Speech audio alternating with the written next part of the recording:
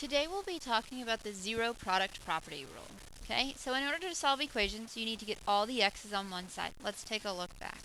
So we used to solve this by just getting the x by itself, and we would add 4 to both sides, cancel out, 3x equals 15, divide by 3 and divide by 3, my final answer equals 5.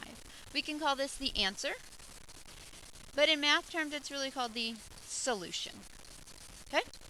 However, the method doesn't always work for solving quadratic functions, and pretty much the rest of this year we'll be working on quadratic functions. Okay? So which means that there is an x squared. So quadratic means an x squared.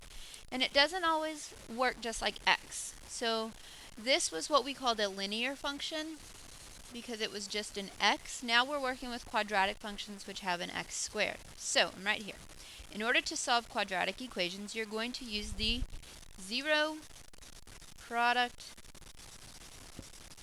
property rule. And I'm going to abbreviate that ZPP. Now, let's take a look at why it works. I have 8 times something equals 0. Well, in order for it to equal 0, the only option is for it to be equal to 0. Alright? Or I could say something times 8 equals 0. Well, the only option would be for that to be 0.